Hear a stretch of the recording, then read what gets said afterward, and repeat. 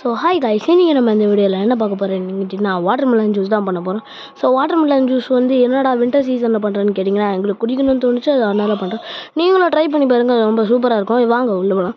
So guys, இப்போ நம்ம டிஷ்ஷுக்கு தேவை முதல் இதுவே வாட்டர்மெலன் தான். ஸோ அதுக்கு வந்து வாட்டர்மெலன் எடுத்துட்டோம். வாட்டர்மெலன் எடுத்ததுக்கு அந்த வாட்டர்மெலன் அப்படியே போட முடியாது. ஸோ அதனால் கட் பண்ணி போடலாம் தான் சொல்லிட்டு இது பண்ணிகிட்ருக்கிறேன். ஸோ அதுக்கு முன்னாடி மிக்ஸி, வாட்டர்மெலன், தண்ணி, சுகர் இது மட்டும் போதும் நம்மளுக்கு.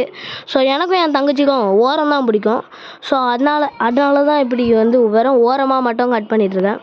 ஏன்னா மற்ற எல்லாமே வந்து சல்லுன்னு இருக்கும், அதுங்க சுத்தமாக அது மட்டும் பிடிக்கவே பிடிக்காது. ஸோ ஆனால் வாட்டர்மெலன் எனக்கு ரொம்ப பிடிக்கும், ஏன்னா அது நம்ம டீஹைட்ரேஷன் வந்து குறைக்கும். ஸோ கைஸ், இப்போ வந்து நம்ம நெக்ஸ்ட்டு பண்ண போகிறது தண்ணி தான் ஊற்ற போகிறோம்.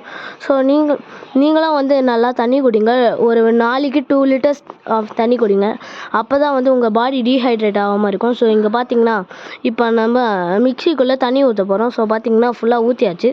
ஸோ என்னடா இது இப்படி இருக்குது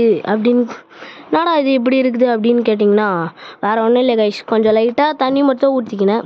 ஸோ இப்போ வந்து நான் வந்து என்ன எடுக்க போகிறேன்னா மெயினான டிஷ்ஷுன்ற பாருங்கள், மெயினான இதுவே மறந்துட்டேன். ஸோ அது வந்து சுகர் தான்.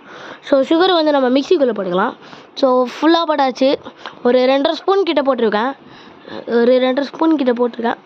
அப்புறமா வந்து நான் என்ன பண்ணுறதுன்னு கேட்டிங்கன்னா, அந்த மிக்சியை வந்து பார்த்திங்கன்னா என்னடா இது இப்படி இருக்குது அப்படின்னு கேட்டிங்கன்னா வர ஒன்றும் இல்லை கைஸ். அது ஃபஸ்ட்டு ஆரம்பத்தில் அப்படி தான் இருக்கும். ஸோ அப்புறமா வந்து ஒரு மாதிரி சூப்பர் ஆகிடும்.